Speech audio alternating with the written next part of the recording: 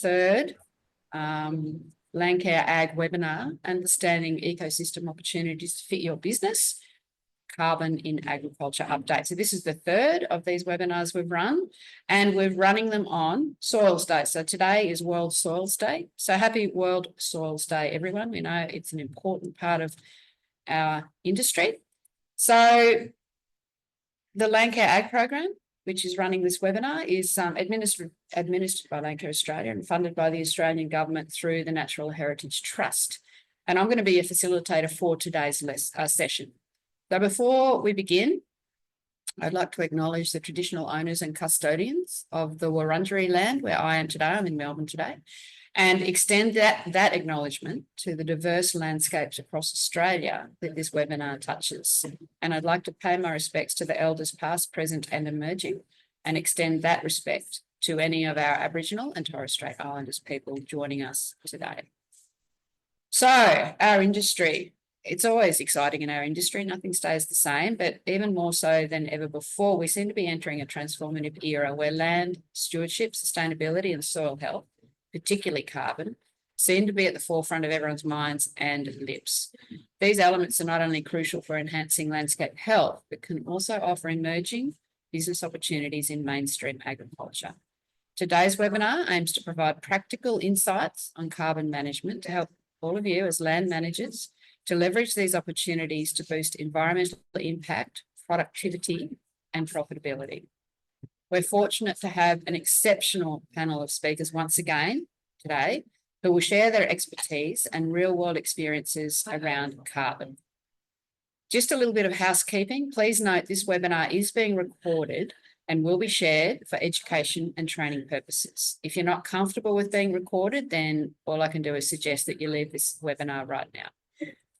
So throughout the session, if you have questions, please use the Q&A tab on the bottom of the Zoom screen to submit any questions, not the chat. So please keep questions on Q&A. And if your question is for a specific speaker, please mention their name at the beginning of the question. For example, Warwick, blah, blah, blah, so that Warwick knows that question is being directed to him. Please keep questions on topic and relevant, and we'll aim to cover as many of these as possible during today's session. Some of them will be answered in the Q&A with a typed answer, but some of the questions will be answered at the Q&A. Any questions we can't address today, we'll follow up with written responses along with links to today's webinar recording and any presentation slides that we can share. And please feel free to share any of this with your networks. Okay, then. Let's begin. Without further ado, I'm delighted to introduce our first speaker, who is Richard Heath. Now, Richard is the CEO of our newest CRC in Australia, the Zero Net Emissions Agriculture Cooperative Research Centre, CRC. And Richard brings an extensive background in Australian agriculture to this role. His career spans roles as Executive Director of the AFI, Australian Farm Institute, Associate Professor of Agronomy and Farm Management at the University of Sydney, and Director of Nuffield Australia Farming Scholars. Richard's current work focuses on guiding the transition to net zero emissions in agriculture. So the very relevant first speaker. So thank you, Richard, and I'll hand it over to you. Thanks very much for that introduction, Ange.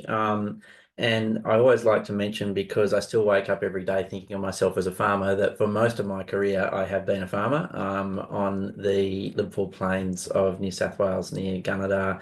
And, I think that's the context that I bring to all of my roles, and particularly for this CRC role, which I'm so excited to have now. Is, what are the technologies, what are the practice changes, the systems changes that are going to make a difference at the farm level. And so I'm really excited about the opportunity today to talk a little bit about the CRC. We're brand new, so I'm really just going to concentrate mostly on a bit of awareness raising about who we are, about what we're going to be working on, but then I'll also just concentrate a little bit particularly on the emissions reduction side of the zero net equation and the area that we will be working in with the CRC. So I'll just share my screen now and then jump into it. Okay, there.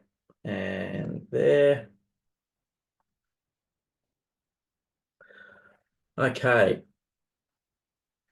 So about the zero net emissions from agriculture CRC. So if there are people on the call who are not too sure what the Cooperative Research Centre program is about, it's a Commonwealth government funded program out of the Department of Industry and Science. And CRCs are awarded to bid teams on the basis of the cooperative bid that they put together. So pulling together a whole lot of partners to address a particular issue in a very well described way. Now, this bid was put together or led by the University of Queensland and the Department of Agriculture Queensland, but we had probably no surprise to everyone on this call because of the size of the challenge and the interest in it. 74 industry partners that signed up to the bid that really helped in getting it over the line. And those industry partners range from research partners. We've got 11 universities and all the state departments of agriculture around Australia from every state. But then also supply chain partners ranging from farm businesses and farmer groups right through the entire supply chain up to international companies like Nutrien, for instance, and retailers like Coles. So we really represent the entire supply chain across our partner network. Our primary goal, like most CRCs, is that we work at the commercialisation end of the R&D spectrum. So we are all about developing, de-risking and scaling technologies that will reduce primarily methane emissions, because that's where most of the greenhouse gas emissions are, but also nitrous oxide, carbon dioxide, all the greenhouse gas emissions that come out of agricultural enterprises. We're going to spend a lot of time also on continuing to develop, because it is quite a confusing environment at the moment, standardized, trusted guidelines and metrics and benchmarking tools for monitoring on-farm emissions and knowing that we're getting the improvement that we hope we are through the technologies that we're going to be working on. Again, like, you know, a lot of CRCs, there's a pretty simple sort of approach that we're taking and philosophy, which is really starting with the ambition, using science to translate that ambition into change. Now, the ambition that you would all be aware of at the moment is driven by many things. The first of all being the issue that we are suffering huge impacts from climate change and global warming, and reducing emissions in the particular part to play that we are going to have is a critical part of addressing that issue. And the need is urgent, the need is current. There's a regulatory need increasingly around doing that, but the opportunity to do so is also developing more and more every day in terms of the potential additional rewards and revenue pathways that might come into agriculture from doing that. But also, you know, I think that really gets undersold in talking about this a lot of the time, the opportunity to just develop better farming practice that is more profitable and productive while reducing emissions. And I'll get onto that more further on in my presentation. But the opportunity that presents itself to Australian agriculture through addressing emissions reduction, I think is massive, and one that we're really keen to capture. We need science to translate all of that. And, you know, as I said, we've got a huge number of really credible research partners that are involved in the CRC, massive university network, and all the state departments of agriculture around Australia to work on the technologies, the systems, the techniques, and then importantly, test them at scale through demonstration sites that I'll talk about. Again, like all CRCs, to engender the change out of that, we have to be really invest heavily in the education and training component, in the extension and adoption environment, and make sure that everything that we're doing has a utilisation pathway, has a commercialisation pathway that is relevant to the next user, relevant to industry, and it's got that demand coming through. Now, I've talked a couple of times about the producer demonstration sites.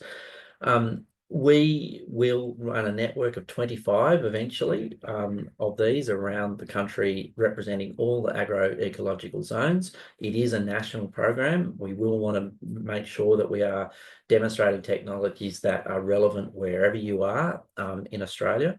And also importantly, there'll be a mix of university type research farms through to commercial farms that are just implementing the technologies at scale to understand the economics, to understand the benefit, to understand the emissions consequences of running a whole lot of these technologies at that commercial farm scale. And I've talked a few times about stacking new technologies. That's a really important thing to understand as we continue to develop more and more opportunities to reduce emissions, is how well they go together in a farming system, because we actually don't have a lot of research yet to understand. We have a lot of research on individual technologies and how well they work as an individual technology. But what happens when you put 3 or 4 of them into a farming system, particularly if they're working on the same animal or the same pasture? Are they additive, are they cumulative, or do they start to counter each other's effects? So that's going to be a really important thing to measure again at farm level, to understand if there's some consequences there that we, until we do those things together, we don't really understand, but also to understand how to measure the impact and to account for the impact of stacked technologies as opposed to individual technologies. So I want to make it really clear that this is a farming systems CRC. Now, our name at the moment is Zero Net Emissions from Agriculture. So it is about reducing emissions, but we are doing that through developing better farming practices. It is the same story of farming practice improvement that we have been doing as agriculturalists for forever, since agriculture has started.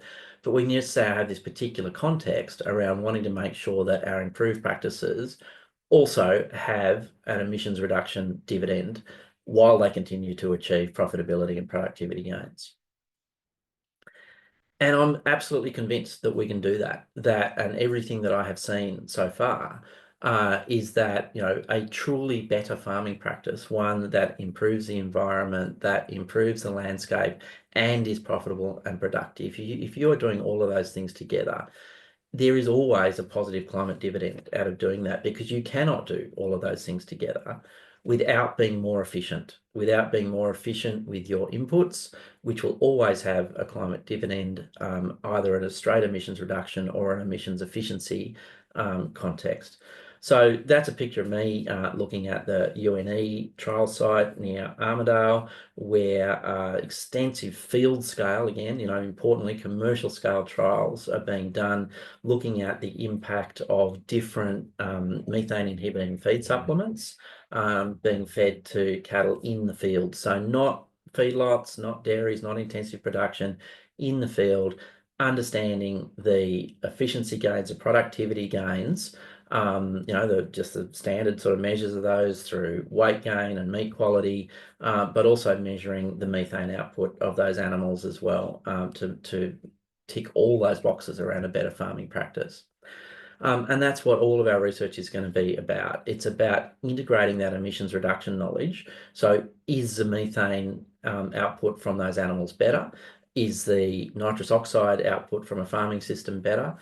Is carbon dioxide reduced from a farming system as a result of a particular change? But integrating that knowledge with the productivity and profitability implications of how those practices are implemented into a farming system. Now, there has been probably, if I'm honest, a bit of a overemphasis to this point on the carbon removal part of the net zero equation as an opportunity for agriculture and land management generally. Now, no question, that is an opportunity, but the sort of almost tunnel vision at times focus on carbon sequestration and carbon removal has meant that, understanding what the opportunities are out of emissions, the emissions reduction part of the equation, has probably been left behind a little bit. And as I said before, I think there are huge opportunities and realistic pathways for emissions reduction in agriculture, as well as emissions removal from the atmosphere. So what are we going to be working on in terms of what those opportunities are? Well, as I said before, the primary focus will be methane, because that's where most of the greenhouse gas emissions are in agriculture. 77% roughly of emissions are methane out of agriculture. 19% is in nitrous oxide and the rest in carbon dioxide. We're going to have 4 research pillars, which I'll run through in a minute, all of which are embraced around an education and training delivery program. So the 4 pillars that we're going to be working on are basically plants, animals, whole farm systems, and value adding, or the opportunities from the transition from the rest of the economy. So the first pillar, working on plants. Now, while it's acknowledging that most of the emissions come from methane, we still have got a very significant plant pillar, and that's because the way of addressing methane output from animals a lot of the time is by looking at the plants that they eat and looking at the pastures that they eat. So breeding new temperate and tropical pasture species that have lower methane emitting potential, there is an awful lot of low-hanging fruit there to be captured. Every plant species behaves differently in terms of methane emissions when it goes through an animal. So really understanding, screening all the plants that we have across native systems in Australia, and understanding what the different methane potential is from those. And then, once we get that knowledge, is there a way we can encourage more plants in the landscape that have lower methane potential? Can we look at why it is that those plants have lower methane emitting potential? Is there a particular compound in that plant that can be extracted and built into a feed supplement, for instance? And also just, there's particular chemical structures within plants in the way that tannins are put together, for instance, in the leaves, or lipids, that we can work very directly now in terms of breeding pasture species that will result in lower methane emissions from animals that eat those pastures. We'll also be working right across all farming systems. So this is now moving on from animals across any farming system that's using fertilizer into lower emissions fertilizers and the way that they interact with plants, obviously. So nitrous oxide, the next biggest greenhouse gas issue out of agriculture.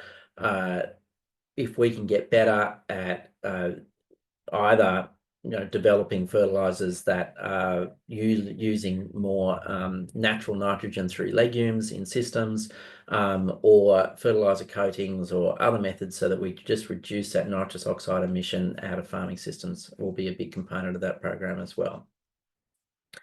Moving into the second program, this is now working directly on animals, sheep and cattle, obviously, as ruminants. Again, a lot of low-hanging fruit there that we can work on and start getting results from almost immediately, because this is work that's been going on for some time, particularly around selecting, so developing better estimated breeding values for sheep and cattle, just to select for animals that have lower methane emitting potential. Now, and the really exciting thing about that sort of technology is that it's a slow gain, it's an incremental gain. So you might get 1% improvement per year, say, but it is permanent, and you are permanently lowering the amount of methane that comes from a sheep or cattle herd once you would change the genetic basis of that herd. And we can keep doing that year after year after year, is keep improving that efficiency. So some really significant gains to be made there as well. And then also just working, I'm sure you've all been aware of the development of methane inhibiting supplements. We'll be working on ways of introducing those supplements into animals in large-scale environments. So moving beyond the intensive feedlot dairy environment into grazing situations, and particularly rangeland situations where you're not seeing cattle very often. If we're developing these really great supplements, how do we work it into those farming systems in a profitable way? The third program is around whole farming systems. So coming back to what I was talking about before, once the first two pillars start developing potential multiple technologies, how do we understand how they fit into particularly a mixed farming system, but even individual enterprise systems? How do we account for those in a way that is relevant to international benchmarks, relevant to accounting systems? We have the appropriate calculators, we have the appropriate platforms that can measure with integrity and validate and then report on the gains that are being made. The fourth program is about value adding and recognising that in the whole of economy transition to net zero, there's going to be lots of opportunities that can come into farm businesses. So the renewable energy transition, for example. We are going to be looking at how we can integrate renewable energy solutions into farming systems, not replace farming systems with renewable energy. So coming back to the core principle that I talked about at the beginning about better farming systems that maintain the profitability and the productivity of the existing enterprise, can we bring renewable energy solutions at scale into those farming systems without those farming systems suffering from a profitability and productivity point of view? What are the opportunities from a circular economy approach as well? So waste streams that might come out of the rest of the economy into agriculture, or agricultural waste streams going into the rest of the economy.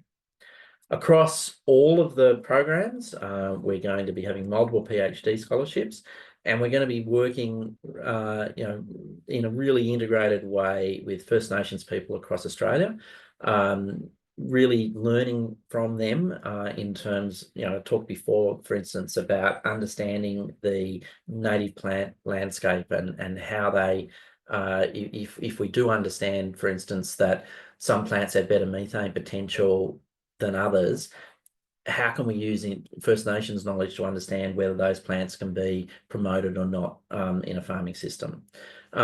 But then working with those communities as well to extend that knowledge back out as well through the development of an Indigenous Academy, as well as other programs. We'll also be doing a lot of industry micro-credentials and training programs that will work right across the supply chain as well, from farmers right through the supply chain to understand how changes and benefits out of emissions reduction on farm can be, the benefits of those can be tracked and validated right through the supply chain up to the consumer. So that's it from me. Thank you. Look forward to your questions, and thanks again for the opportunity to talk today. Thank you very much. That was very interesting, as always. I hope everyone got something out of that. I've got a question that's come through, so I'll let Richard address, have a look at that. Now, our next speaker is a guy that's very excellent in the ag world around his knowledge of rangeland pasture management. So Dr. Warwick Badgery is the research leader at the New South Wales Department of Primary Industries, with over 15 years of experience focused on enhancing the profitability and sustainability of grazing systems and reducing greenhouse gas emissions. He's got significant expertise in soil carbon under grazing systems, leading the Central New South Wales component of the National Soil Carbon Research Project, which is SCARP, and contributing to Australia's first pilot pricing scheme for soil carbon. So he's been around this space for a long time. Currently, Warwick leads the development of grazing intelligence models, which help forecast livestock and pasture production in commercial patterns. So thank you, and I'll hand over to you, Warwick. Thanks, Ange. Today I'm going to give, I guess, a bit of an update on where we're up to with soil carbon, particularly on World Soils Day. I've presented that this is the third time at this Landcare meeting. So today what I'm trying to do is really give where we've moved in the last 12 months and to try and put some of that work that's come online over that last 12 months into perspective. So I'll just share my screen and get going.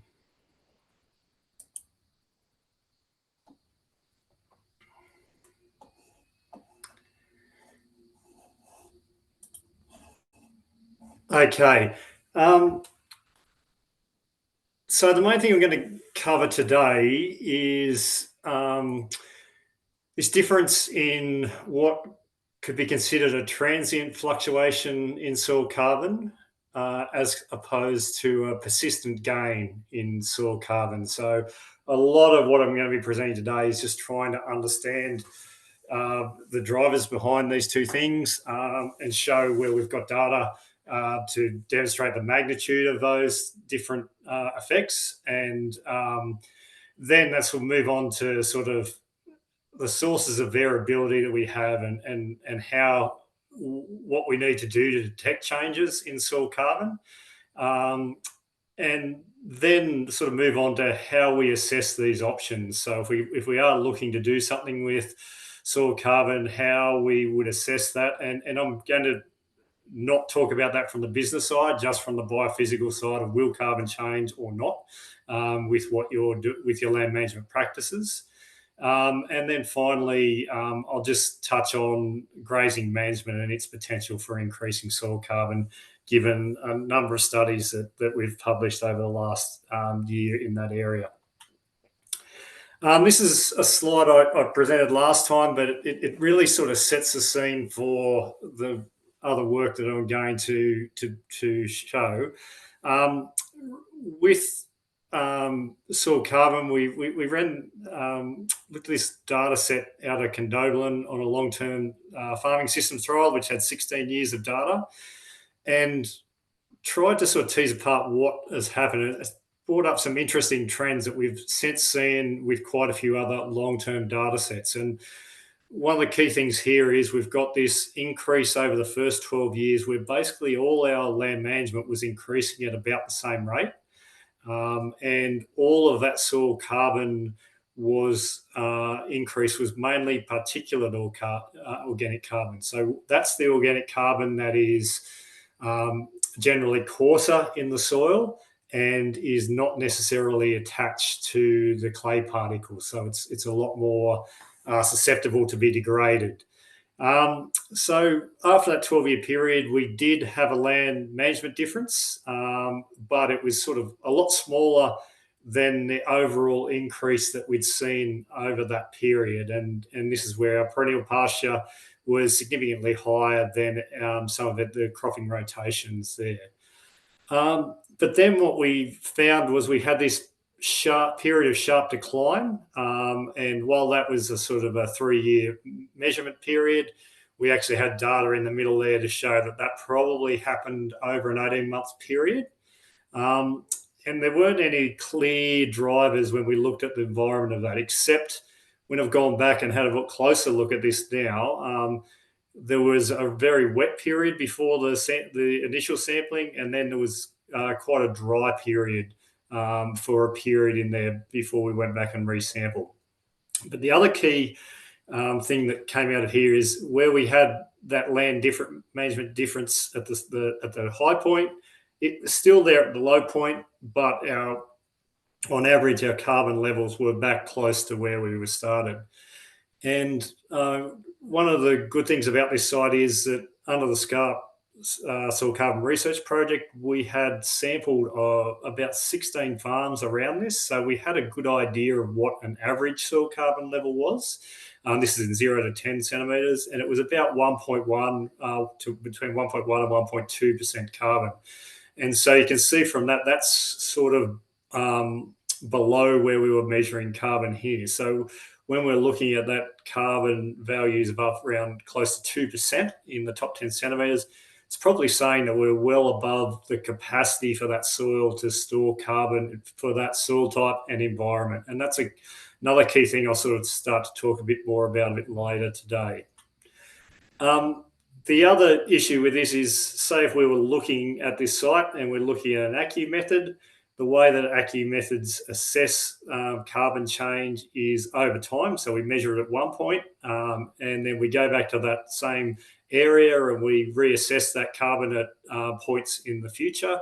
And so we look at that change over time. So in this case, we would mostly be picking up environmental fluctuations and actually wouldn't be picking up the genuine differences which were there due to land management. And so this is sort of one of the challenges we have when we're looking at, well, how do we monitor and verify this approach? So we've actually had this paper published last week, which was led by Elaine Mitchell, where we've sort of started to address some of these issues using some of the sites that have been awarded ACCUs recently. And this is really the concept that we sort of try to address is what is a short-term fluctuation, which is mainly caused by environmental changes, but can also be caused by other things like soil nutrient relationships as well, versus what is a longer term and more persistent gain from land management action. And often that's sort of more where you're drawing a line between all those points of variability and trying to work out on average whether it's better than where you were before you actually implemented that land use change. So this is just a more detailed look at one of the sites that was awarded ACCUs. The interesting thing about this site was that the QT team who were part of this paper actually had a research site which was in the middle of that ACCU project area and were monitoring carbon at that site at a much higher frequency.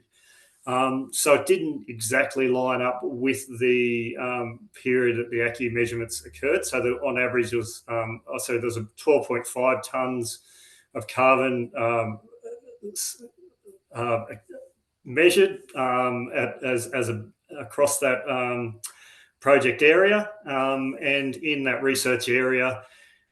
Started monitoring it at a relatively low point here, which was just at the end of the long drought period that we had in Eastern Australia, and then followed that sampling through to about when the credits were awarded, and then followed it again after that to show where the carbon went. This grey bit area here, before that measurement on the research side, is what they've used a model to estimate the soil carbon would be. So that is likely to be what it is, but there isn't actual data from that research site for that period. And so at that research site, there was a build-up of about 7.5 tonnes of carbon from 2019 to 2021. But the key part about this was that period in 21, when the project was resampled, looks to be about the peak in soil carbon that occurred due to the high pasture growth and above ground biomass that occurred at that time, and then has started to decline after that period. And this is just from that research area looking at the differences in soil carbon stocks. For the December 19 is sort of the beginning of that period where they started monitoring, through to the last period that was in October 2023. And the key thing there was that when we're looking at that 0 to 100 centimetres, about 80% of that gain that was measured at that peak period has been lost since. And again, at 30 centimetres, there's still a substantial amount of that has been lost. So it does show that we have these fluctuations in soil carbon, and when we're looking at sort of assessing carbon and whether it changes, we need to account for these. The current ACCU methods have a 25% buffer for the first sampling period to account for this. But as you can see, the levels of fluctuation are probably well in excess of that 25% buffer. And we've found that in a number of other studies as well. Just wanted to pick up on one other point, which is when we implement a project, what we're looking for is that there's been a land management change that then should result generally in higher productivity or reduced disturbance that would then lead to carbon increases over time. And so conceptually, this is what we'd look at. This is NDVI, which is a surrogate for pasture biomass. So if we've got a period where we're looking at that compared to, say, a control, which might be an area around that, and then once we've implemented the project, we'd expect that biomass to increase, where the control area would bump around about the same level that it was before the project was implemented. When we look at that same ACCU area, it shows that site was more productive than the control area that they were looking at around that site, but we didn't actually see that large change in productivity as the project was being implemented, which again shows that there's probably not been a dramatic shift in land management, and also indicates that the potential for the change that was measured in that project was largely due to the seasonal variation more so than the management change. This is another 20-year trial, research trial where we look. It's run by CSIRO down in Ginninderra, where they're looking at pea fertiliser and stocking rate. And there's a few things I just want to use this data to describe. While this is 0 to 10 carbon percentage, we also have data periodically through this trial for deeper in the soil, which mimics the same trends that we see at the soil surface. But the key thing you can look at here, so when you're interpreting this graph in the middle, P0 means no fertiliser was applied. P1 means that the optimum phosphorus fertiliser was applied. So worked out from the 5 easy steps guide for estimating the amount of phosphorus fertiliser that's needed in a grazing system. And the P2 was a luxury system where excess phosphorus was actually being applied. And the stocking rates, there were 2 stocking rates, 9 and 18. So the key thing the first thing that I wanted to focus in on is when you look at these individual plots here, you'll see that there is a lot of variability around these. So these were collected at the same time every year. They're actually collected monthly, but we only analysed annual samples at the same time. And you can see even at the same time, we had 3 replications. So there's variation across those replications. But there is also, and these are multiple samples that have been combined together. So it's not just one core. So what it shows is even when we're doing this at a relatively small scale, using multiple cores, there's a lot of variation here that is due to that seasonal fluctuation that I was talking about before, but also due to spatial variation in these systems. When we're looking at what this data actually tells us, this graph on the right is sort of taking just the trends here. And it shows that where we applied phosphorus, we had a build-up phase for about 10 years to get to sort of a new equilibrium level.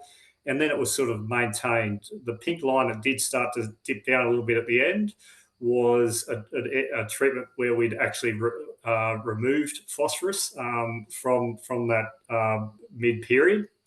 The other bit to look at here is where no phosphorus was applied.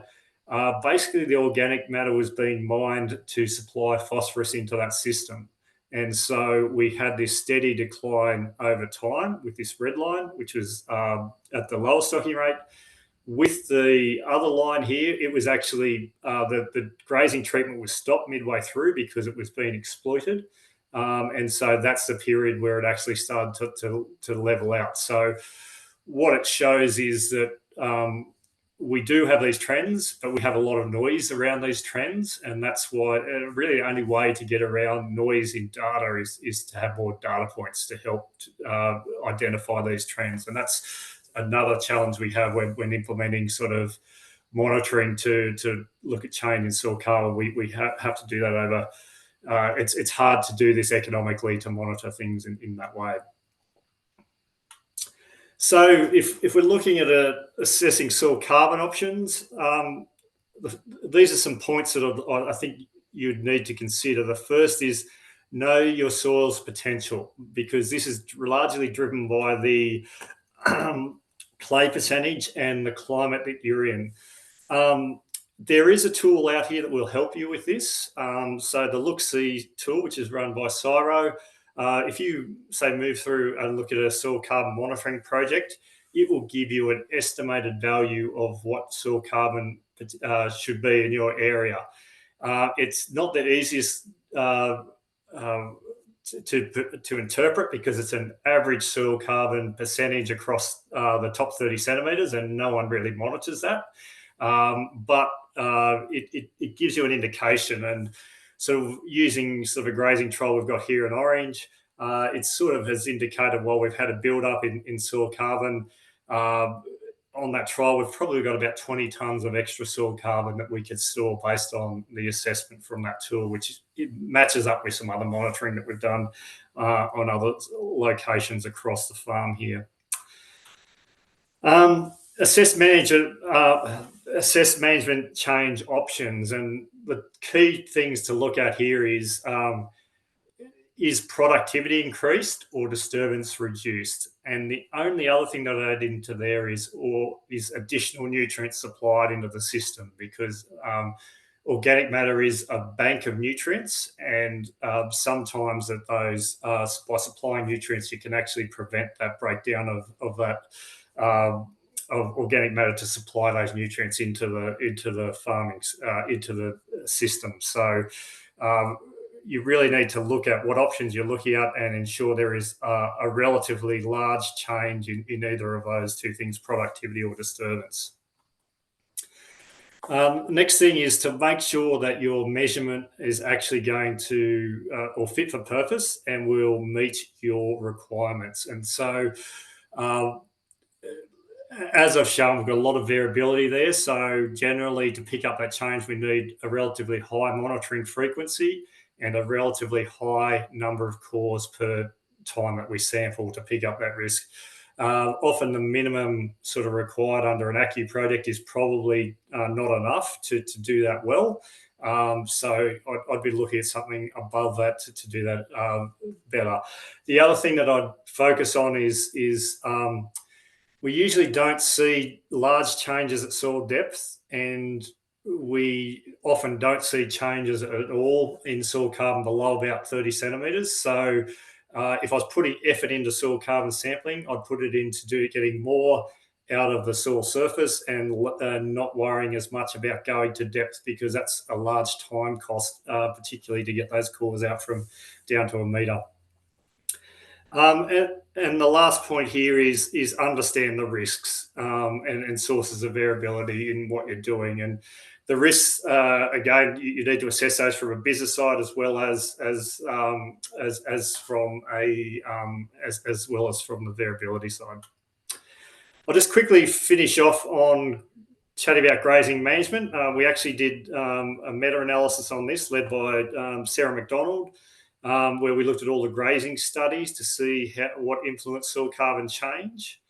The outcome of that was that while we picked up change, so grazing intensity is basically stocking rate, grazing strategy is basically more rest in the system compared to systems that don't have rest. While we picked up differences in things like ground cover and herbage mass, we didn't often pick up, we didn't pick up significant differences across all of those studies in soil carbon. There could be a number of reasons for that. Again, I think when you're looking at these studies, often they weren't for long enough, or weren't, or there might have been small changes that the variability swamped any changes that might have been there. We've been running a soil carbon trial here at Orange for about 12 years, where we have picked up some soil carbon differences, and these again are relatively small plots. But we're around sort of 0.1 tonne of carbon per hectare per year. And as I mentioned, this has sort of been running over a 10-year period and started off as a cropping site with pasture established, and then we implemented different grazing management treatments. And the green line here is basically set stocking, where these are different forms of rotational grazing. So the difference has opened up, but it's only a relatively small difference due to that grazing management compared to this underlying trend, which is probably due to that land management change and potentially some of those environmental fluctuations. So just in conclusion,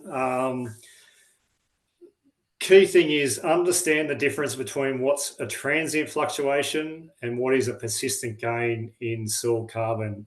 It's really important that you can monitor a change which might be quite large, but you need to understand why that's actually occurring. And generally, if you're looking at monitoring soil carbon and change using more of a regression approaches rather than just between 2 points and looking at the difference at that time. There are limits to where and when soil carbon will increase, so assess this in a systematic way. If you are going to look at a project to increase soil carbon, make sure you have potential to soil additional carbon, and make sure you're implementing a land management change that will actually change soil carbon. And then with grazing management particularly, there's limited ability to increase carbon in those systems. And even where you can, due to the variability, it's very difficult to actually document that change. So I might just acknowledge all the people who contributed to this work and pull it up there. Thanks very much, Warwick. That was, as always, a very interesting talk. Interesting and encouraging, I suppose, to see that although it was a slight gain, there seemed to be some advantage in going away from set stocking. So that, you know, that appears to me to be a good thing. But I think out of that, it's once again, and it goes on, doesn't it, how the difference between transient fluctuations and persistent gains across grazing systems. So we're lucky to have Warwick doing that work, but it's a complicated thing. If anyone's worked in the science field doing those trials on farms when you're trying to manage livestock and grazing systems, and then you've got the drought and rainfall patterns over the top of them. So that was great. Thank you, Warwick. And that data was really interesting. So we're now stepping through to our next speaker. Our next speaker is Dr. Stephen Wiedemann, and we're very lucky with the Landcare Ag program. We lean on Stephen a fair bit. He's a very clever fellow. He's an agricultural systems scientist and managing director at Integrity Ag and Environment. He specialises in carbon footprinting, emission reduction, carbon offset project development, and carbon neutral certification. Stephen's work spans across wool, cotton, livestock, hort, and more. And he advises organisations like the International Wool and Textiles Organisations and the Australian red meat industry, and consults with the Federal Department of Climate Change, Energy, the Environment and Water. Now, Stephen's research is recognised internationally and has been responsible for advancing metrics and strategies for sustainability in ag. So thank you very much, and I'll hand over to you, Stephen. Thanks very much, Angela, and good afternoon, everyone. Good to be back here in 2024. It's amazing how the year races by. And great to hear from the first couple of speakers. I always enjoy hearing the latest in the research, which is so important for what we can do on farm. So I'm going to speak a little today on market expectations and cost implications around decarbonisation. And this only is something that only becomes more relevant every day. So I guess for those, just very quickly on the big picture, we have a number of drivers with emission reduction. It's government drivers, and probably the most recent change on that in the last couple of months has been new regulation under what's called the climate disclosures laws that will require larger agricultural businesses, processors, retailers to report emissions through their supply chain and also their decarbonisation plans. Another piece of the puzzle is investors and finance, and chances are if you're a farmer, one of the organisations who you tend to hear talking about this is your bank. And for bigger corporate ag, often that's the investor behind the whole equation who's particularly interested in the long-term position of the business. Hey, Stephen, can I just butt in? Can anyone else, Kelly? All I can see is your Integrity Ag SharePoint. Is that just me, or Kelly, what can you see? Yeah, it is the Integrity Ag SharePoint. So Stephen needs to share his PowerPoint. Sorry, Stephen, to interrupt. I think I've got multiple screens, so it's jumped.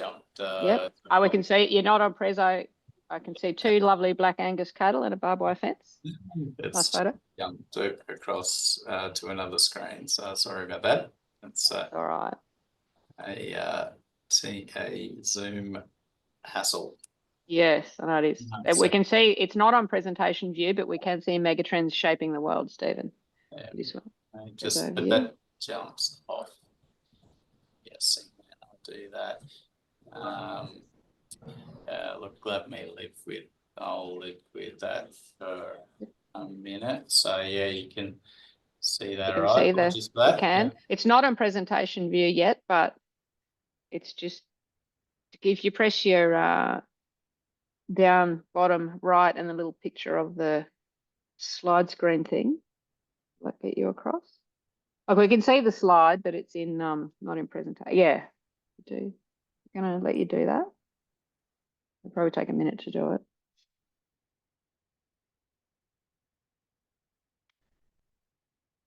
All we can still see is, if we can't get it across, I mean, you can just speak to that slide. Oh, here we go. Stephen coming up. No. I can't even see your face now, Stephen. Hang on. I can see your face. I can see your face, but I can't see the slide. All right. I think we'll go again, and I reckon we'll get there this time. Technology's great, isn't it, when it works? Yeah, it is.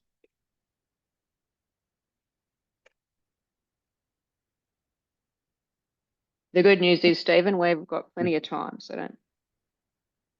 We can see. We can all come and see as a maroon screen. We can't see a slide yet. That's it. Like, Got it now, Stephen. Yep. Apologies for that. That's where we're up to. So customers, the last bit. I'm going to speak quite a bit about customers today, and then lastly, in the primary production space, we'll want to be sustainable, and we have both liabilities in this space and potentially assets as well that we manage. So what's going on in the customer space? This is just a catch bag, particularly of meat exposed customers and their publicly stated targets. And what you see here is the big swag of buyers of our meat products in particular, right across the commodity base, have emission reduction targets. So that's the first signal. We've done a little bit more of a deep dive into this just recently, and what I've been looking at is short-term targets, and particularly what's called Scope 3 targets. So these are targets related directly to the produce bought by these businesses.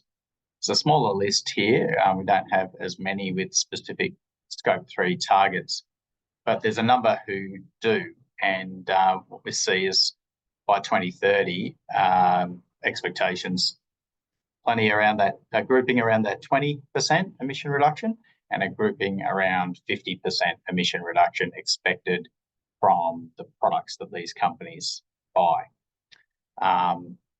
These are produce, food focused businesses.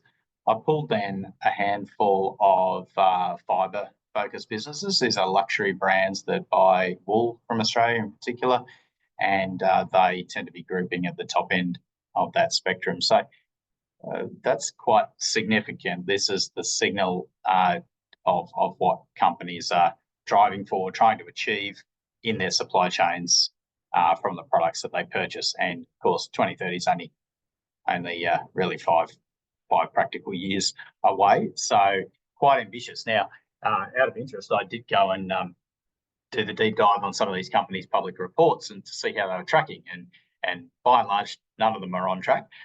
Is the short answer, but it's also not unusual for this expectation. What that really means is it's going to ramp up even more in the later years, because to hit those kind of targets, we're going to have to see quite significant reductions in 2028, 2029, 2030 itself, and of course, then forecast beyond. So I think we are going to see plenty of action and plenty of drive from the supply chain ratcheting up more in the next 2 to 3 years.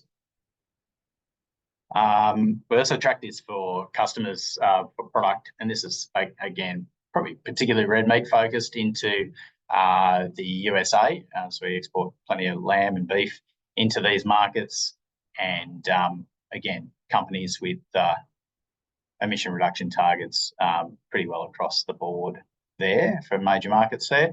The other one that's worth noting is most of these companies have a deforestation-free target as well, not front and center what I'm going to speak of today, but is certainly another big shaping factor in the supply chain and customer expectation. I often get asked at this point, what's driving all this? Like, is there something behind all this? And to a large extent, the single biggest initiative driving change in the world is this thing. It's called the Science-Based Targets Initiative. If you haven't heard of it, in time you will, because it's a public initiative, a non-government initiative to drive decarbonisation in big business, and it's been widely adopted worldwide and by Australian businesses.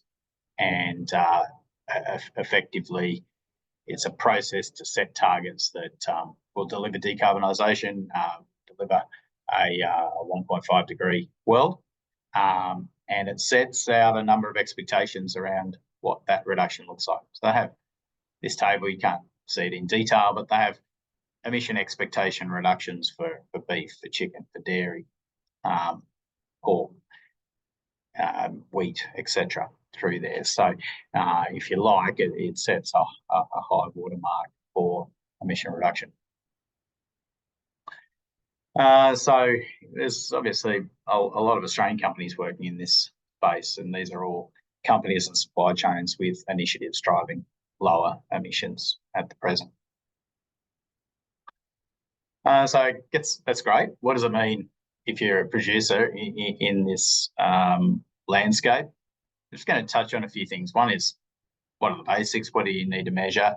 The second is, how do we actually implement that change, and how do we partner to implement change? So if you've been following this discussion for a while, you'd know a fair few of these things are the basics. Need to track CO2 from fossil fuel, CO2 potentially emissions from soil and trees. Very interested in tracking removals, but the first thing is we need to know that we're not losing carbon, next methane, and nitrous oxide.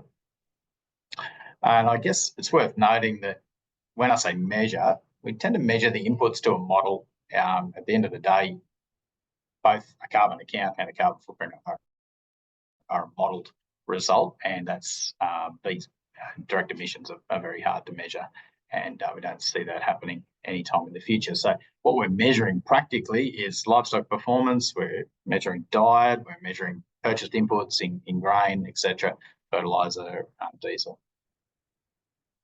And in particular with livestock, those who've been tracking this for a while would recognise that our big exposure is to methane, and that's directly from the animals. So again, our measurement is livestock numbers, livestock performance, etc. So the other part of that equation is removals, and this is significantly harder to measure, but removals exist where we're pulling CO2 out of the atmosphere. We're doing that through growing trees or building soil carbon effectively. Again, when you say what do we measure or how do we measure trees, by and large, we model that. We may use on-ground verification. Soil carbon, like Warwick is just talking about now, is actually only part of the carbon account that we do directly measure or try to measure. That's possibly part of the challenge in it, is that direct measurement and the cost involved. So they contribute. Here's a sheep example here, 80-90% from the livestock themselves, 5 to 20% from purchased inputs. And for the farms, I think we're up to 1,000 odd farms now with these kind of assessments, where we've got no sort of loss going on from forest. We find somewhere between 0 and perhaps up to 30% removals from these on average farms, and we find odd situation where that's overshot significantly. Project, Western New South Wales, Western Queensland, there's some properties through there, dramatically more removals than the farm emission base.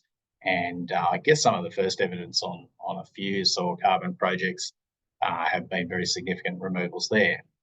Challenge being, as Warwick pointed out, how much of it is seasonal and may reverse at a later point. So we're on the conservative end, sort of thinking we should on plenty of farms be able to achieve an amount of removals. Maybe that's in the up to 30% range.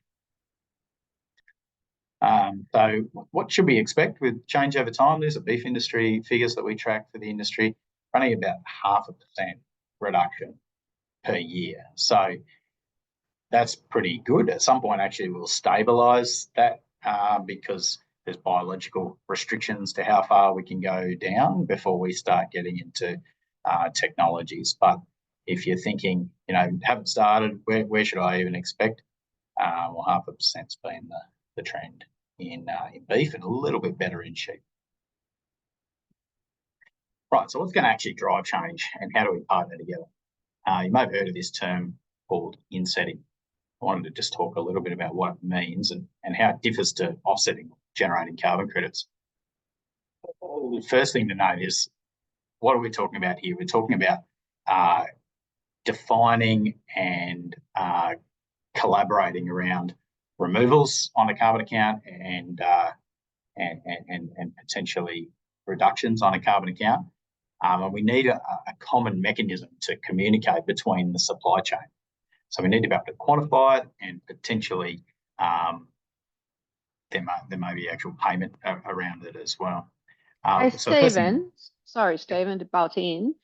You've got a grey box on the screen. It's been there for a while. I keep thinking it's just me, but a few people are commenting. There's sort of like covering, it's covering where the quality criteria column is. Can you see that on your screen? Sorry to butt in. No worries. Yeah, I can't actually, but I think it may be where the little video thing is coming up. So let me just see. It's been on all the slides, and I keep thinking it might be me. See if I can get rid of the little video then. Yeah, sorry. Yes, it's still tiny one there, but it's not covering, so that's better. Yeah, righto. It's actually the video. Oh, no, you've taken it up. Yep, it's right at the top of the screen, so that's good. It's not covering the screen. Thanks, Stephen. Sorry to interrupt.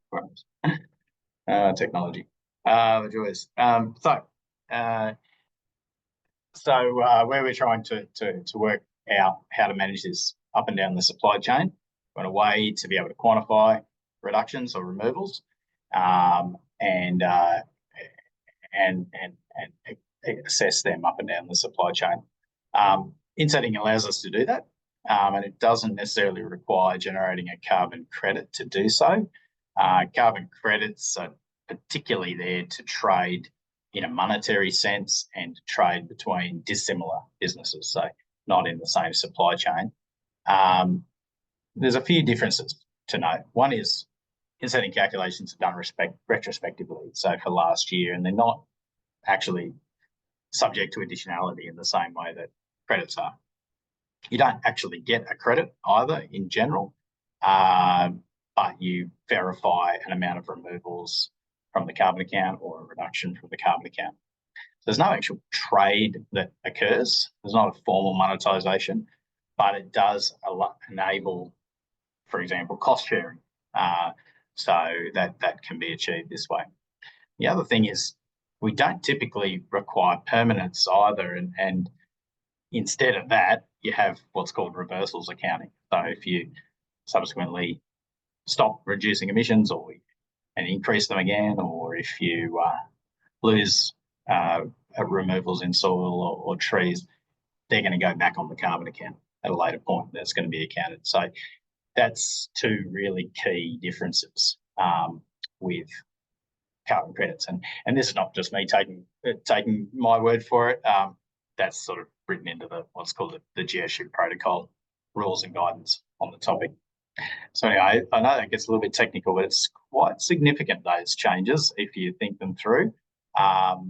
It means, for example, that a tree planting that was done 5 years ago may be still in active growing phase, quite acceptable to include in an insetting program, whereas not so for an offsetting program.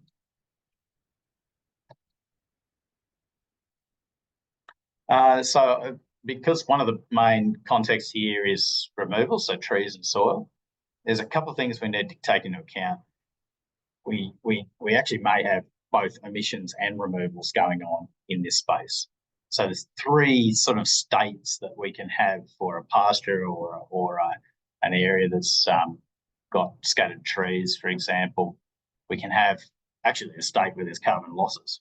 That's the first thing we need to make sure we haven't got losses. Second thing is we may have no change, which is pretty common, same pasture soils, and we may have a state where we're increasing carbon or sequestration. Generally speaking, we need to assess all of those states, and if we have a situation where we're achieving sequestration, we need to be able to verify that that's the case in order to value it up and down the supply chain. That's the removal side. We can also do that with reductions as well and engage over that. So there's a whole suite of different reductions that are achievable. Here's particularly livestock, and on the methane side, be familiar, there's a number of technologies that give us reductions that are in the order of anything up to 40, 50% in pasture and possibly up to 80 or 90 in grain. One worth noting there, I've just circled there, is high concentrate diets. So that's actually high grain diets, and recently we've established lower emissions from grain feeding, particularly in cattle. So that opens up a new abatement technology, basically, through grain feeding. Challenge, of course, is cost. At anything up to $15 a DSE is pretty unfeasible at the minute, and that's exactly why we need to be able to collaborate and bring in customers, in essence, to help fund that if it's going to happen at all. On the soil carbon side, Warwick's given us the technicals. What we find there is generally it's some farms, some paddocks, rundown country, those criteria that Warwick outlined, and it's more commonly we think it's more likely to fall as a once-off 5 to 25% type reduction in net emissions. It would be a safer benchmark than saying we're all going to be carbon neutral through soil carbon, and that's going to occur over a period of time. Of course, the big challenge at the minute is that costs are very high, and 40,000 up to 100,000. I was talking to a producer the other day, he said 800,000 was the quote they had for baselining. So it's a very big investment, and that's part of the challenge. Again, draws the need for ability to cost share up and down the supply chain. Trees, you see increasing tree cover, I guess, is another prospect through southern Australia, and potentially through regeneration in the north. And so again, what's realistic? Maybe 1 to 10%, and that'll achieve again a once-off reduction, possibly in the order of 5 to 25% of farm level emissions over 30 years. Probably the key thing here is the co-benefits. Like, really, we see unlikely that tree planting will be an en masse activity for carbon purposes or insetting purposes without those co-benefits. So without the benefit from shelter, without the benefit from biodiversity and so on as part of that. Beyond that, the conversation moves into potentially agroforestry, and there's more to do to unlock that. So how do we pull that all together? Well, firstly, we have seen probably an inclination towards, as this year's progressed, to get a bit of fatigue about carbon. We'd say don't switch off, because the market and our customers certainly are not switching off. Instead, we really need to establish these collaboration pathways. The challenge is too big for any one party. What's realistic? We think there's going to be a lot of focus in the next 3 to 5 years on productivity improvement, developing partnerships to drive those change, and certainly the early stage reductions through grain feeding and via supplementation on the livestock side. And then, of course, waiting with bated breath for the delivery out of the net zero CRC to unlock future opportunities. So apologies for the tech breakdowns, but we got there in the end. Thanks very much, Stephen, and no worries. Technology does that to us, and I just like your little challenge to Richard there at the end. So I think he's putting it onto you, Richard Heath. ZNE CRC, big expectations. good for me to know that next time I can afford to buy a Louis Vuitton bag, which will probably be never, that I can hope that they might have achieved 50% reductions. No, really, you know, I guess all of these, there's a lot of alignment in what everyone's talking about. And I guess, you know, I think Stephen's talking about how a lot of the carbon changes we're talking about are actually modelled. We've got to be careful. Measurement and modelling are two different things. And I just heard a big claim at a meeting I was at the other day where someone said that in apparently New Zealand, every dairy farm in New Zealand, they know exactly what the carbon levels are on that farm. And I did a little bit of research on that, and actually they know what they can model the carbon on all of those farms. So they've not gone onto all of those farms and actually measured the carbon. And that's kind of what Stephen was speaking to. We've got numbers, a lot of them are modelled. And the actual measurement that requires quite, you know, it's quite a big investment, as Stephen said. You know, it's prohibitive for a lot of producers to want to get into some of these projects because of the cost of the baselining. But thank you, Stephen. That was really interesting. And I will now hand over to another Queenslander. Being a Queenslander, I'm actually pretty happy that we've got a lot of Queenslanders on this. I didn't actually do it that way, everyone else from every other state. But our next speaker, like Stephen, is another Queenslander. I know that Stephen and Ian McLean work quite a lot together, as in the same space. So our next speaker is Ian McLean, and Ian is the founder, managing director, and senior consultant at Bush Agribusiness. He blends his backgrounds in accounting and agriculture to support livestock producers with data-driven decision making. And I was actually up at Mount Isa the other week with one of Ian's a woman that works for Ian, and just listening to her working with a group there around that data. You need data to make good decisions, and Ian's certainly making some great inroads in our industry around that and supporting producers to do that. Ian grew up on a sheep and cattle property, and he's held roles with the Northern Territory Department of Prime Industries, and he's also served as the Executive Officer for the NT Cattlemen's Association. Ian's expertise lies in combining economic and scientific insights to help producers make informed business choices and improve long-term viability. Righto, Ian, over to you. Righto, thanks very much, Ange. Can you see my screen all right there? Slides.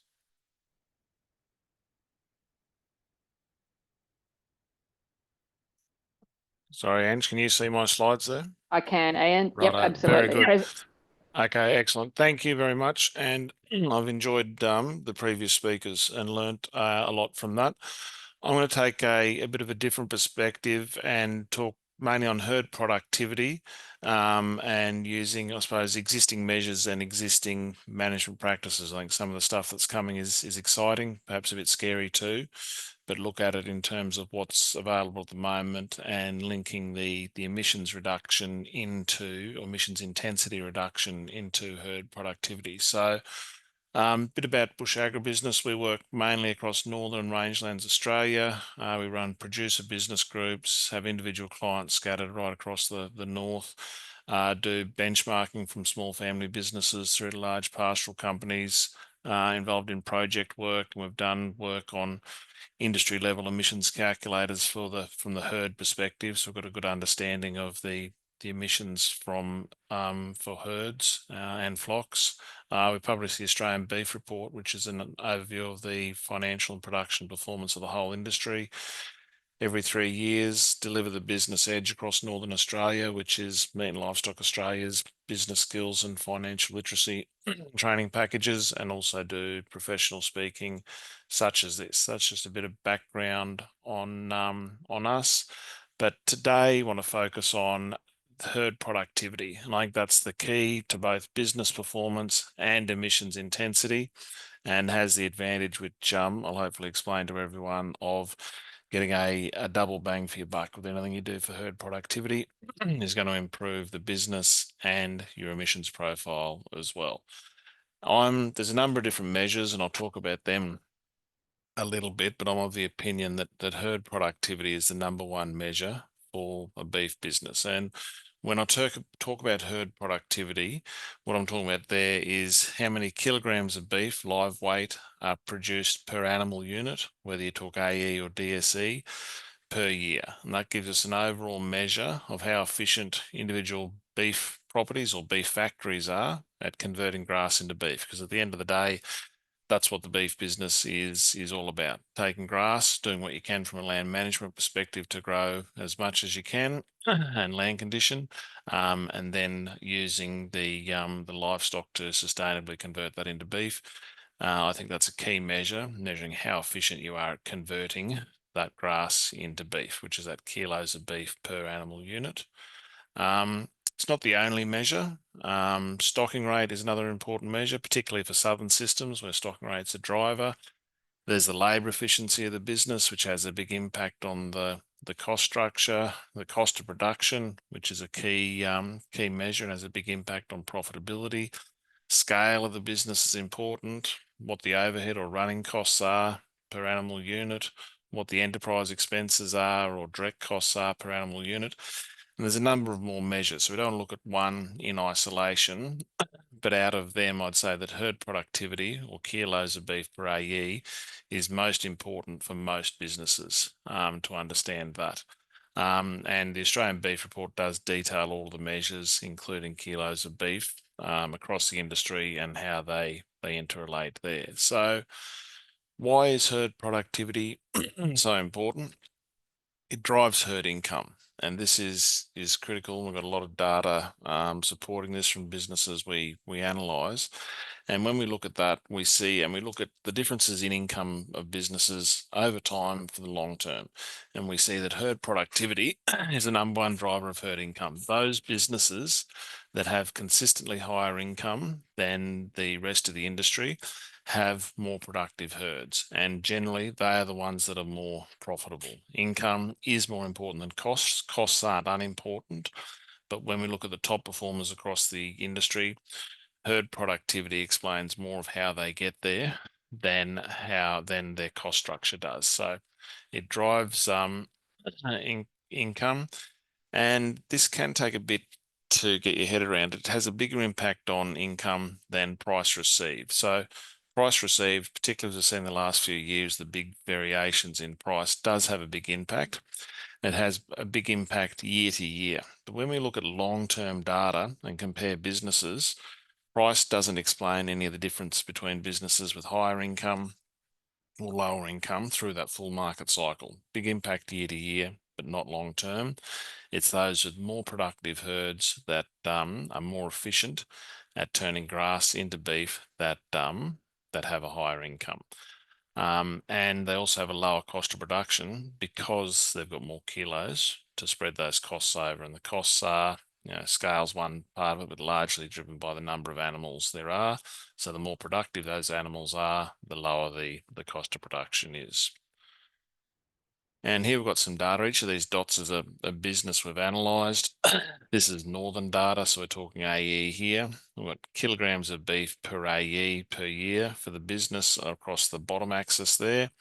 And then we've got the income per AE on the left-hand axis there.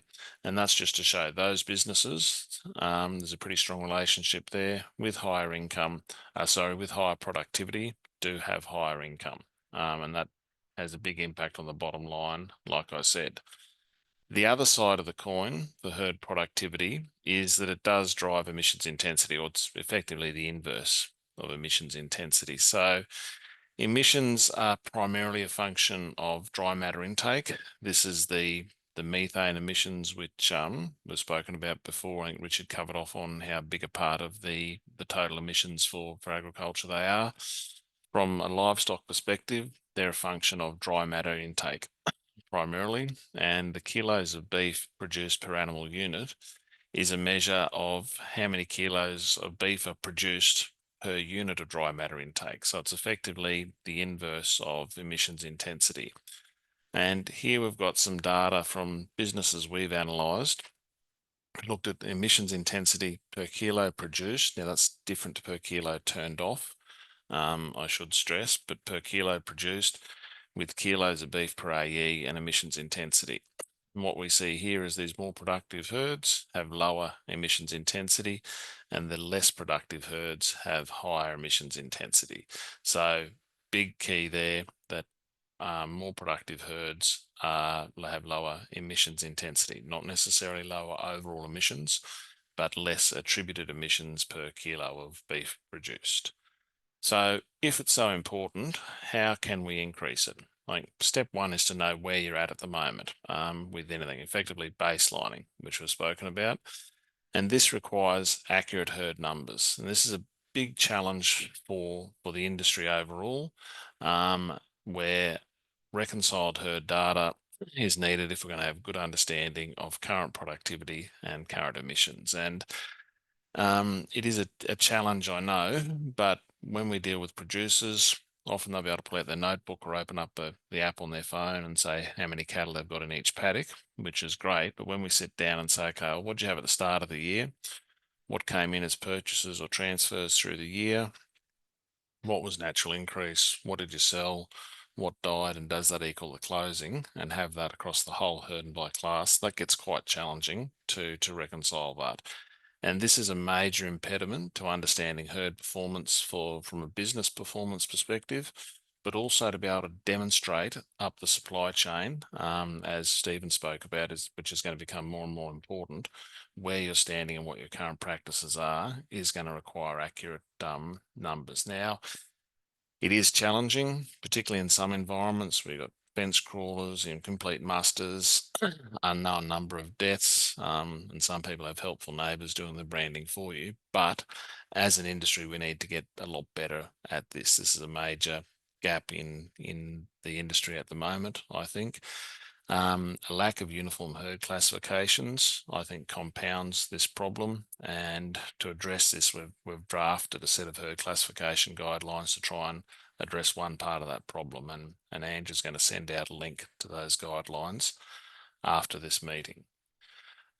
If we don't have accurate herd numbers, and I think we need to be realistic, within 1 or 2% for most places, maybe a little bit higher in the north, but we need to get it that close. If we don't have accurate herd numbers, we don't know how many AE or DSE we're carrying. We don't know our herd productivity, absolutely, our kilos produced or our reproductive rate or our mortality rate. Don't know what our herd's worth, and we're talking a multi-million-dollar inventory, and we can't know for sure our business income, because that herd inventory change does affect income. So it is important for the industry, I think, to get better at this. So once we know our herd productivity, how do we increase it? So for breeding herds, there are three main drivers: reproductive rate, mortality rate, and sale weight. And we've analysed a lot of business data over the years and have found that these three variables explain about 75 to 80% of the difference or more of the difference in productivity between herds. So these are the ones that really matter. I'll show that in a minute as well. And small changes in each of them can have a big impact on the amount of beef that's trucked off in the long term. And by improving the productivity without increasing the number of animals, then emissions intensity will improve. For growing or trading herds, there's that average daily gain is a key one there, the weight in and the weight out, and also the mortality rate there as well. Just to highlight the impact that small changes in herd productivity drivers can have on herd productivity, I've got some data here from the Northern Australian average from the Australian Beef Report, and using the empirical relationships we've been able to establish, just have a look at what the impact is from relatively small changes in each of these productivity drivers. So less than 3% change in reproductive rate, less than 1% drop in mortality rate, just over 20 kilos in sale weight, lifts for this herd productivity and revenue, all other things being equal, by 9%, and reduces emissions intensity by 9%. So that is modelled, but that's based on solid empirical data. So that has an impact on the business's top line, bottom line, and also its environmental profile. Improving herd productivity will improve the performance of all herds. However, a couple of caveats to that. As with any change, and Stephen spoke about this before with those interventions there, we need to make sure the cost doesn't exceed the benefit. So that's critical. But anything that can be cost effectively done to improve herd productivity or the amount of beef produced per unit of dry matter intake will improve the business performance and the bottom line. However, herd productivity alone won't guarantee profitability. And what I mean there is if scale or labour efficiency or debt or something else is the main challenge for the business, focusing on herd productivity alone won't turn it around. The benefits of improved herd productivity will primarily be business performance, and the secondary benefit or icing on the cake is improvements in emissions intensity. And I think this is important. We've got a very much a strong business focus. And what this means to me is if we focus on herd productivity as a business, it's going to impact our business performance and have a positive impact on our emissions profile. We're not changing things that could be affected by a change in rules down the road or something like that.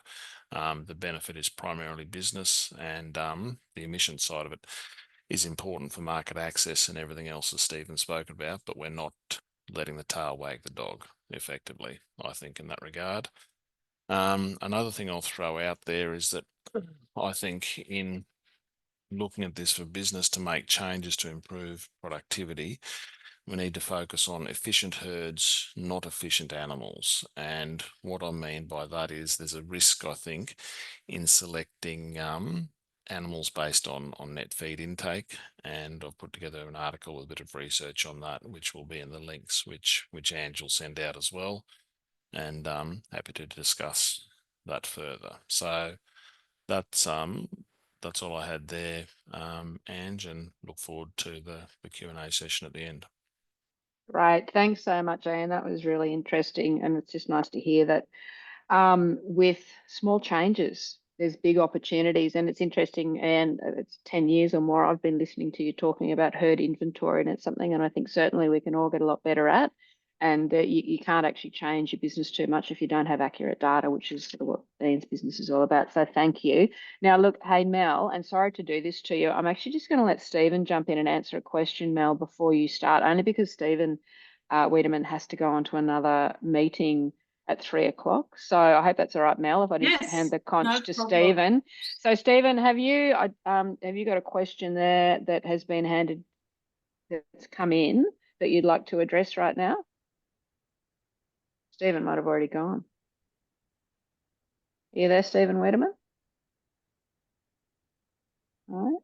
Stephen might have bolted. No, that's all right. Well, Kel, oh no. Stephen? No.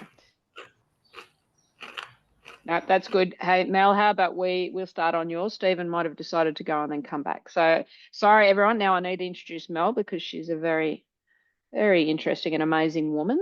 We're very lucky in agriculture to have Mel as an amazing producer, but also she's an excellent advocate for our industry. So Mel and her husband, Rob, operate a beautiful property, which is in the background, in my background, if you can see that beautiful dried off feed. So that's up around Banana in Queensland. So Mel and Rob operate Leather Cattle Co in Queensland, which is a 17,500 hectare grass-fed and EU certified humane cattle enterprise. So their operation spans 3 properties and serves organic, EU and natural pasture-fed markets. They're active, or Mel is actively involved in advocacy and policy and has been so for about 16 years. And she's heavily committed to sustainability in the beef industry.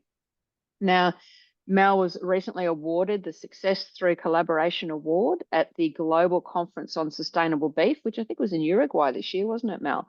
Yep. And which recognises her dedication to environmental health and sustainable practices in grazing. So Mel is just a great ambassador for us, and I welcome Mel to give some really good producer insights into this whole carbon question we're delving with today. So over to you, Mel. Great, thanks, Ange, and happy World Soil Day to everyone. I think the health of the soil is at the core of everything we do, but then after listening to Ian's speech, I'm thinking herd productivity might be the next thing, and yeah, so certainly very important to all of us. And what an excellent lineup of speakers we've had. I've really enjoyed listening to everyone. As Ange said, I'm going to give everyone an overview today.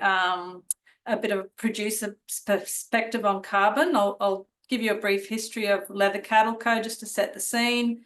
I'll talk about a registered soil carbon project that we have on Barfield Station and why we've participated in this project. I'll talk a little bit about reducing emissions, what can we do and what are the co-benefits, but look, a lot of these things everybody has already gone into quite some detail today. So mine will just be a very quick overview, as I said, producer perspective. Carbon sequestration, what we've done on our properties and why, and then a little bit around tools and resources, what's available that I'm aware of, and how we've found them useful for our business. So Leather Cattle Co, family owned and operated. We're now in my husband Rob and I are now in partnership with our son Adam and his wife. We've also got 2 daughters who both have careers in medicine and the health industry. So for us, succession has started, but like many in agriculture know, it's a very lengthy process, and we will continue to manage and continue to evolve and change as time goes by. Our 3 properties cover 17,500 hectares. So 4 Mile and Hazeldean are both breeding operations, and the progeny of those properties come to Barfield at weaning.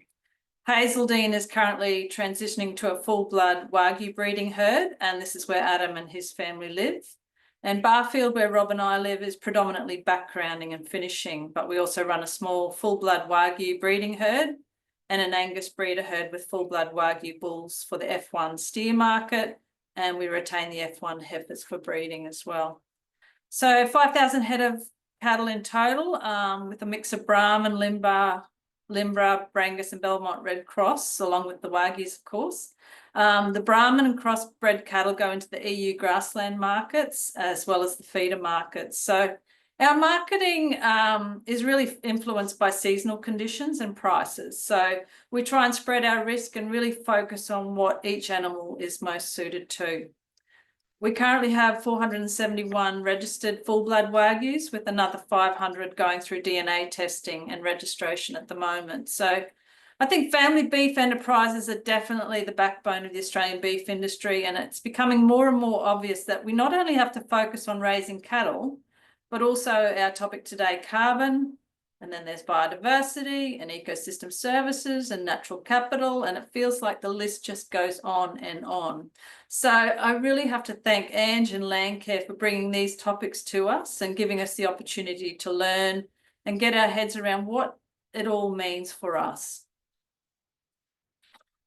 So the registered soil carbon project on Barfield, it really came about through receiving a Landcare grant, which was given to us to investigate how everyday producers like us could go about registering a soil carbon project ourselves. So not using an aggregator, but seeking external technical advice where needed, and basically doing much of the work ourselves as possible. So our findings are then shared with our local Barfield Road producer group and the broader community.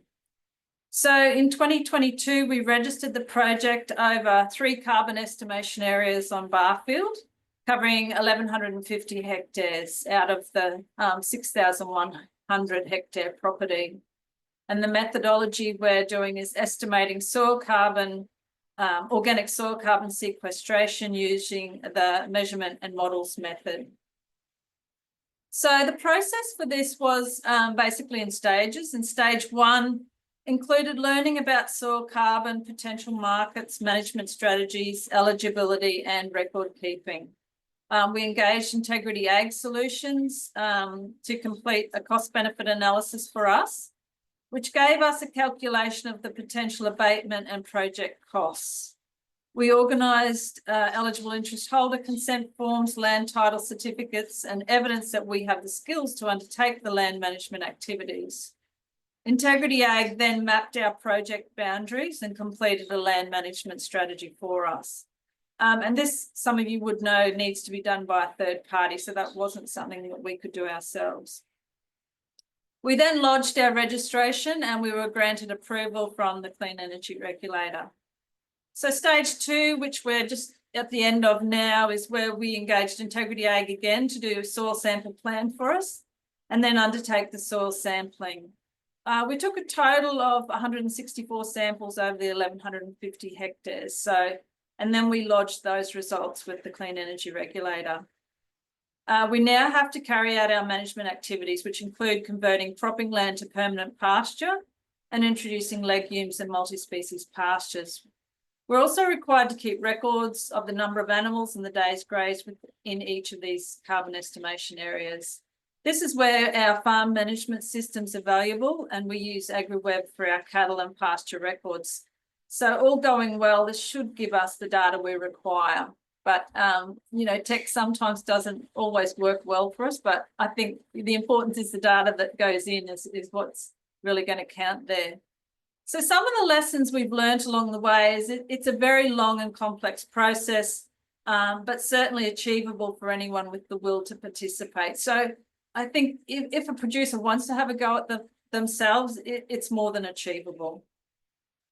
And as a lot of people have touched on today, it's an expensive process. So you've really got to question, can the business afford it? And soil sampling continues to be expensive. Are we better off waiting for new and more economical technology? And who knows if that will come. It cost us around $24 per hectare for our sampling, which was the highest number of samples. So we could have taken less samples at a lower cost, but there would have been more variability. And I'm thinking that that cost is probably quite low in comparison to some of the other sampling costs around. The policies and operating environment is very fluid in this area, and so things change fairly regularly. So it takes commitment to keep up to date with the latest information.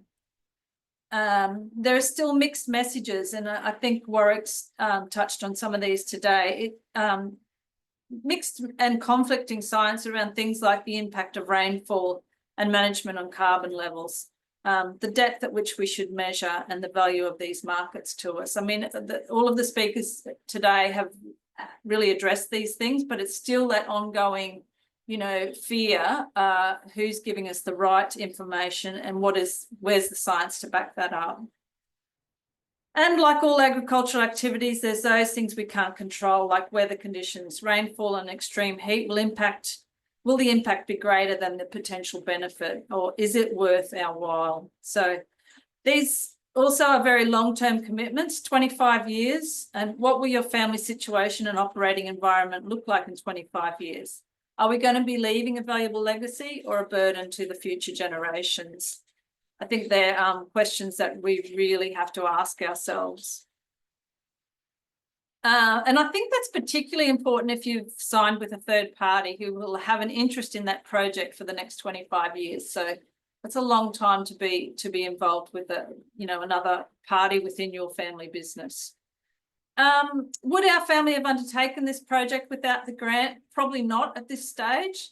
But I think the value of our findings to the wider Barfield Road producer group and the community in general has definitely been beneficial in trying to navigate soil carbon project potential. And, you know, we will continue to explore the opportunities and challenges in this space and continue to share that information. What I think we can make a big difference with now is emissions reduction. And the real positive with that is the methods that we look at for lowering emissions also increase the productivity and profitability of our business. So reducing emissions, and Ian's really set the scene for this really well around reproductive efficiency. So how do we make sure we've got highly productive animals? We introduce Wagyus, of course, but maybe I'm just trying to sell some. But besides genetics, we need to ensure good nutrition and disease control. Aiming for our breeding cows to conceive early during the joining period and rear a calf to weaning each year is ideal in the perfect world, but sometimes difficult to achieve. So the importance of EBVs to aid in our selection of animals is critical to achieve this. Decreased mortalities, and Ian certainly had some good examples there of that real economic impact to business. But once again, it's easier said than done. But if we cannot start to understand the cause, we can work on solutions. So deficiencies, pasture quality, time of mustering, infectious diseases and predators can all be contributors. Sometimes it's a process of elimination and testing and putting controls in place, and sometimes it's things out of our control. But if we can reduce mortality in our herd, it's a win all round in terms of reducing emissions and increasing profitability. And like I said, Ian had certainly the numbers to back that statement up. So increasing growth rates, and growth is an inheritable genetic trait. So the first thing we can do is select those animals which have the genetic traits for growth and feed conversion. We can consider supplements based on the results of pasture and fecal testing, and we can plant improved pastures and legumes, which give us higher daily weight gains. And often we can select drought resilient varieties such as Lequina. Lequina also reduces emissions from cattle grazing on this wonderful legume. So it's got a lot of benefits all around. Grazing land management by maintaining a healthy functioning grazing land system. And we can not only ensure quality feed for our animals, but it also increases soil carbon, water infiltration, and reduces erosion. Of course, there's efficient use of fuel and energy use, and then renewable energy, and converting fossil fuel for renewables is something the beef industry's done very well in terms of solar water pumping solutions. And I'm pretty sure that Australia leads the world with this. We currently run around 40 solar pumps across our 3 properties, as well as a 13 kilowatt system going back into the grid at Barfield, and 4 Mile is 100% solar powered. So one thing we have in Australia is plenty of sun, and it makes sense to utilise this where we can. These are all solutions you've heard before, but I'm excited that work is being done to maximise and add to our available options for emissions reduction, particularly in the plant breeding area and the genetic improvements that Richard's touched on earlier. And I think the work that Zero Net Emissions will be doing and the research projects they'll be looking at are going to be incredibly valuable for our industry going forward. So carbon sequestration, like emissions reduction, has many co-benefits in terms of environmental and production outcomes. Improved land condition, drought resilience, animal well-being, improved biodiversity, and improved water quality and retention all go hand in hand with increasing sequestration. If we look at trees, I think this is a very regionally specific thing. So Australia has a very diverse landscape, soil types, and climate. Across our 3 properties, we manage 30 different regional ecosystems and 14 different land types. So, you know, the 4 Mile grows some of the best native hardwood forest in Queensland, but requires careful management through thinning activities. Whilst at Barfield, we're actually planting tree corridors to link remnant vegetation. So there's really no one size fits all when it comes to vegetation management. But we do know that the trees are incredibly valuable in removing carbon dioxide from the atmosphere. They're also valuable for improving soil, water, and biodiversity, and providing protection for our cattle. So areas like the 4 Mile, trees can also provide additional income when harvested. And over the 36 years we've owned the property, we have sustainably harvested timber over that entire period as an additional income. So, you know, I don't think we can underestimate the value of trees, and then trying to work out what's suited for each of our different regions. So healthy soil, some regions have a greater potential to store carbon than others. Soil texture, climate, and farm management practices can all influence the amount of carbon stored in soils. There's a huge variance in the amount of carbon in our soils across Barfield. Our baseline samples varied from 0.72% organic carbon content to 3.59%. So Barfield's situated in the Brigalow Belt South bioregion, and it's a mix of rudisol and vertisol, grey cracking clays and red clays. So we have a 600 mil annual rainfall, and we anticipate the carbon estimation areas where we are converting cropping land to permanent pastures should show an increase in carbon.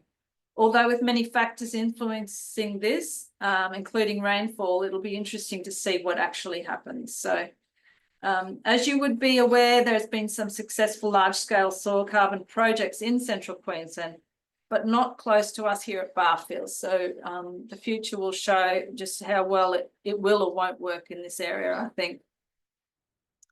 Lequina is known to reduce emissions in cattle grazing by up to 20%. It also sequesters carbon in its woody growth, and we found it relatively drought tolerant with weight gains from 0.5 to 2 kilos per day, depending on the type of cattle and the season. So for areas that are suited to growing Lequina, I see this as a great management strategy. The main problem is it's very expensive to establish. and you need to plan on a full profile of moisture. So the window of opportunity can sometimes be quite small depending on the year. So tools and resources, and once again, we've heard a lot from everyone else on this topic today, but I just wanted to point out the Carbon Neutral Agricultural Training Program, which is a very good one, and the Carbon Edge program that MLA does. So, and Warwick gave us some very good advice today on the Look-See tool and things to consider. So the use of technology to assist with monitoring, measuring, reporting can't be understated. And I think measuring your carbon impact is critical to understanding your business's environmental impact and taking effective climate action, but this can be a tedious process without technology. Herd and farm management software assists with tracking herd inventory and gives credibility to the data you're presenting. Platforms that can give you an emissions calculation and reduction planning can range from quick and simple to the very complex.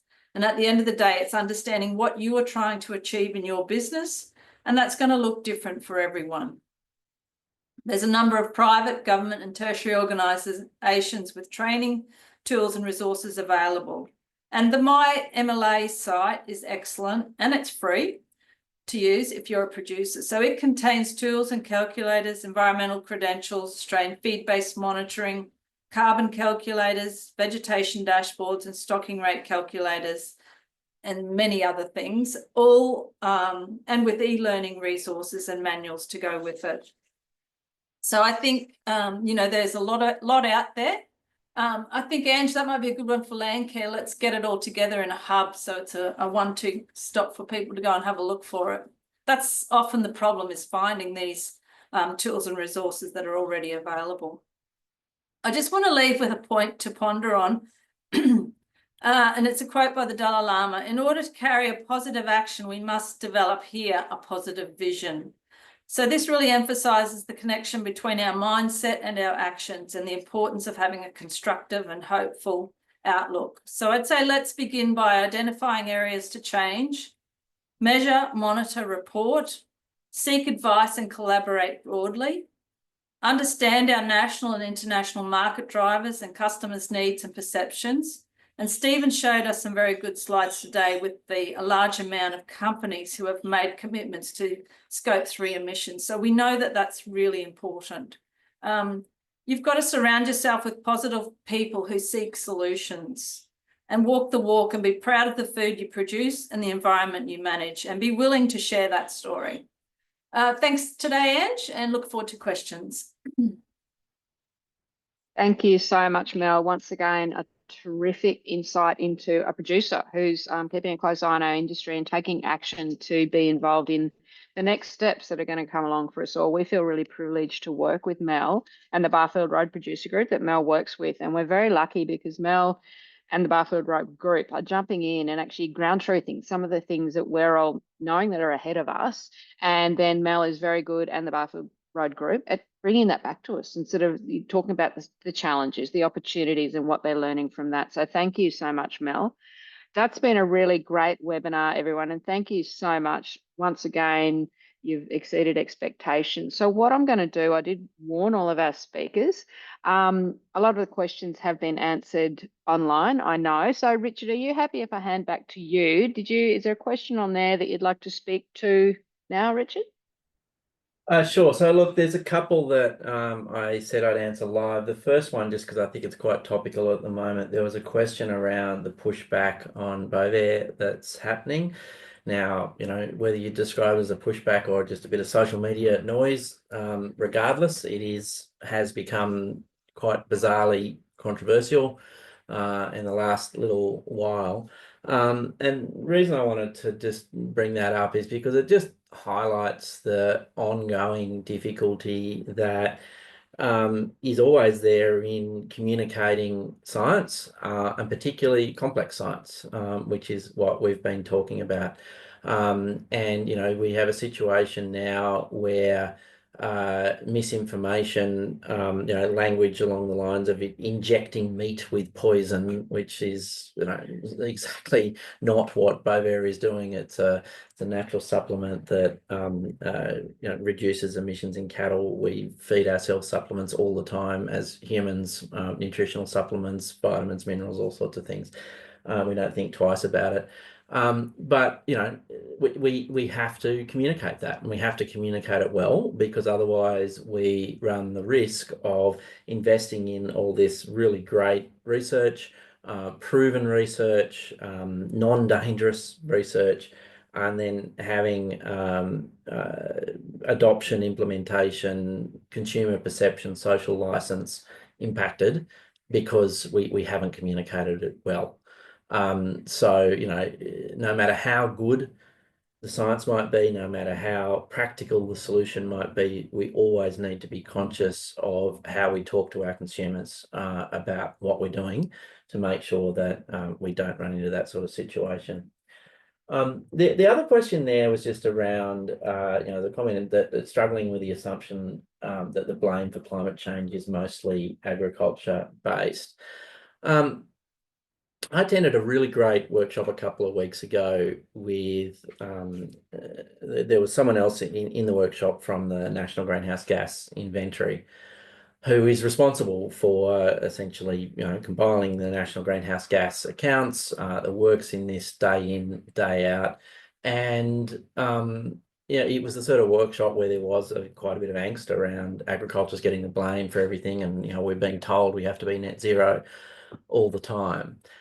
And he sort of really was great in challenging that assumption from the point of view of the government and from the point of view of the way that greenhouse gas accounts are accounted for, and what a successful net zero future looks like. And he basically said, who is telling you, i.e. you as a business, as an individual business, beef business within the context of agriculture, within the context of the broader economy, that you have to be net zero, and that is causing you a lot of angst. And that, sort of making the point that a successful net zero future, one where the entire economy is net zero, is one where, and that is still Paris aligned and meets all our targets, is one where agriculture still has emissions, and that is okay. That is part of the accounting methodologies, recognising that agriculture is a biological system. It will have emissions that really we can never abate and get to zero gross emissions.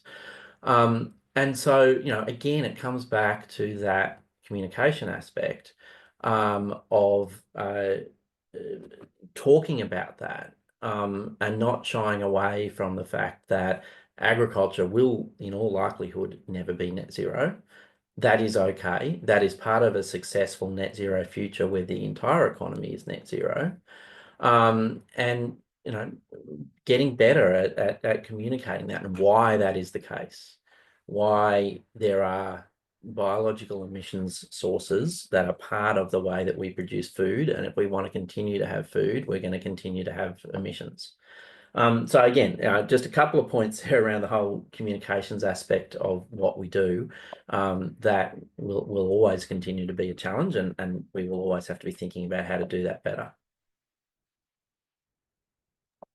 Thank you so much, Richard. And that was a really great logical way to wrap up what you've said.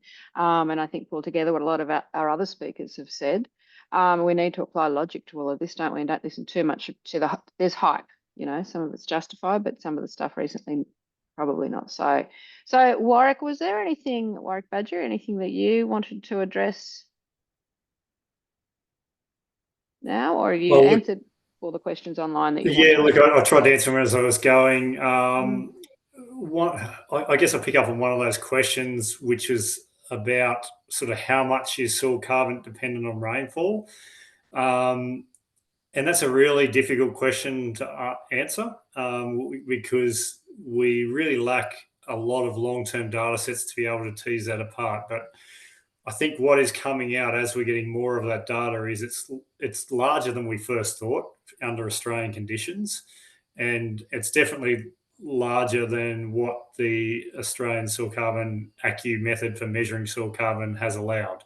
So, and what is that variability? It really depends on a lot of factors. So, but yeah, there's the evidence from that I put up from that case study was it's as much as sort of 80% when we look at depth variation. It could be a lot lower than that when we've got more stable systems that are building carbon more consistently or in a more consistent rainfall environment. So it's very difficult to give someone an accurate answer on that for an environment. But I think the key point is that it will have an impact, and you need to consider that impact. And if you have some ability over the method to choose a regression type approach where all your previous data is linking forward to the sequestration that you're claiming at the current point in time, rather than relying on 2 points in time, which might really work for you, but in the future that's likely not to work for you. So it's sort of a way of taking out that risk, a little bit of risk in that sequestration going forward. Thanks, Warwick. And I think the good news with everyone that's been speaking today is all of this good work that's being done, and the more data we get, as Warwick said, the more data we get, the better we'll be able to answer these questions. And it's ongoing. We haven't got a lot of background data around the whole rainfall and productivity question. We've got anecdotal, and we just, some data to support what's happening will be very valuable. Okay, I guess so that quickly to pick up on biochar, because it doesn't seem to have been answered, is that it is one of the options that is really good for building soil carbon. And why it works is it has a positive priming point of view, where once it's in the soil, then additional carbon builds on that. And the biggest challenge and restriction to it is actually the cost of production. So it's really expensive to produce, and you produce small amounts. So it's going to be quite niche in where that's applied, probably into intensive systems more so than extensive. Yes, it is also been looked at as in feeds to animals as well, to offset to lower emissions as well. So it does have some positive things, and could be an option going forward. But again, you have to assess it against other things that you could do. Great, Warwick. Thank you. And it's another thing, isn't there? More work to be done. Opportunity there, but actually how it applies to production ag and larger systems is still, we're still finding out more. Thank you, Warwick. Now, Stephen Wiedemann, is there any of those questions there you'd like to tackle in this session? I think that's been pretty well answered, actually. Might add just 2 cents worth on the Bovair comment, because we do assist a couple of companies that are in that are using that product. There's a real felt impact for this for agricultural businesses. So it's funny. It's probably seen as a defence for agriculture. It's actually currently an attack on some agricultural businesses who've gone out on a limb. It's pretty easy to shoot people who stand up above the crowd, but it is disappointing to see that has happened, and there is a real felt impact. So I think we're all trying to do a good thing, and I certainly hope that those on the call, that we can all sort of gather together to support things that we're trying to do that are positive, and not run the risk of actually shooting at each other, and especially those who are early adopters. So that's just a little side comment there on the Bovair thing. That's been quite disappointing in the last few days. Thanks, Stephen. No, good comment. And we do know that the early adopters are often the ones that get shot down, not just in agriculture. It's sort of human nature, isn't it? Tall poppy syndrome. We talk about it in Australia, don't we? And I think a lot around the Bovair, what Richard said, and what we sort of know is that let's stick to the facts and the science. And the fact is, people are testing it, and it is not injecting meat with a chemical. It's a supplement, and it's a naturally occurring thing. So let's just keep on track and stay logical. And just be aware, early adopters, they always take a risk, and we shouldn't be shooting them down unless there's a good reason to do so. Thank you. Does anyone else, I will move on to Ian in a minute, but whilst we've got the Bovair topic here, has anyone else wanted to add anything more about that from our panel before I move on to Ian? No? Oh, that's okay. Well, Ian, would you like to? I don't think there's anything specifically there for me to answer. I just, yeah, I think it's good discussion, and I think it's exciting. There's research being done in this area, and the solution is going to be science, but also management, bringing those two together and having good data on it. So I think it's been a good discussion. Thank you. Thank you, Ian. And so true, isn't it? We want good data, and then we need to understand how to use that data. And interesting, we're still talking about livestock inventories, hey, Ian. But that's good. We're all getting better at that. And I think actually, and now I'm going to say the next person to hand back to is Mel. And I forgot to say, Mel, when you said about the Wagyus, I was up at Mount Isa, and is it Ian Braithwaite? He's the vet up there that seems to preg test more animals in Australia than anyone else. And he was talking about the huge fertility of the Wagyu breed. And he's not a guy that throws words away like that. And he was just talking about how we need to be really careful about how we manage them, because, you know, otherwise we'll end up impacting that herd a bit like we've done with the Brahman herd, as we know. But anyway, just backing up on what you said about the fertility of the Wagyus, and if anyone knows about it, it's probably Ian Braithwaite. So anyway, I will hand over to you, Mel. Is there anything in those questions that you'd like to address or bring up? Look, there was a question from Michael, which has sort of disappeared now, around buffalo fly in organic operations. So I was just going to say that we're no longer organic here at Barfield, but we've only just dropped our certification. But certainly there's some very good organic certified repellents around for fly control. And one thing we really noticed when we were operating in an organic environment, our dung beetle population really influenced the amount of buffalo fly that were around our cattle. So, you know, and I think organic operations are really great at influencing a really good dung beetle population. So that's just something that we found on ground at our place. So I don't know whether that's helpful, Michael. I was madly typing him an answer and I lost in cyberspace. So thanks, Mel. And maybe I can get some ideas from you for the follow up about some of the products, because I know on the north coast of New South Wales we had a very small 100 breeder herd, but yeah, we actually hung rubs on the supplement troughs and used neem oil, and that seemed to help. Like we had a lot of buffalo fly there. So Michael, I don't know whether that's something that in your part of the world, but there are certainly products, and it's actually also about the application a bit too. Sometimes you need to have them so the animals can rub the product onto them and that sort of a thing. But anyway, we can provide more info in the follow-up, Michael, on that, I'm pretty sure. Kel, is there any other questions that you're aware of that we haven't addressed that we should throw back to our good speakers? And I might just mention there's, I'm not sure if it's a question or a statement in there that agricultural emissions are not part of the National Greenhouse Gas Emissions Account. I can assure you that they are part of the inventory. They go up and down pretty significantly depending on seasonal considerations, how big the herd is, whether we're in drought or not, because it is so dependent on stock numbers, on the national herd numbers. Essentially, it has so much to do with what the national agricultural inventory is. But yeah, it's definitely included in the overall greenhouse gas account for the country. Great, thank you for clearing that up, Richard. And once again, it sort of points to that whole, let's just make sure our facts are right, which is why it's good to ask the questions on these and have them answered by people who actually have the responses to those. Okay, now, esteemed speakers, is there anything else any of you guys would like to add before we wrap up? No? Okay, Kel, is there anything we've missed? Kel's the... No, but any resources people have asked for or that speakers have mentioned, we'll provide the links to those to participants along with the link to the recording. So, and if there's anything else people need, they only need to get in touch and we will source it for them. Right.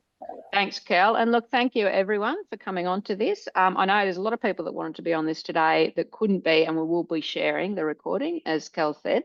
We'll share that with some copies of some of the slides, and please feel free to share them with your colleagues, because the more people that know about this and understand, the better for our industry. So look, thank you so much. It's been a great webinar once again. Really appreciate everyone getting on. Please share it with your colleagues, the recording, and it should come out to you tomorrow. And really appreciate your time, Richard, Warwick, Stephen, Ian, and Mel. I know you're all very busy people, so I'll let you get back to your busy lives. Thank you again. And look, hopefully everyone on this call can just see how madly in our industry we're collaborating. Everyone on this call is working with each other in some way, at some form, because we're sort of all pulling together on this particular issue and a lot of our biodiversity and environmental management in industry. So we're making great strides forward. So thank you, everyone. Thanks, speakers. And we can all sign off now, and I'll send the recording out to you within 24 hours, hopefully. Thank you.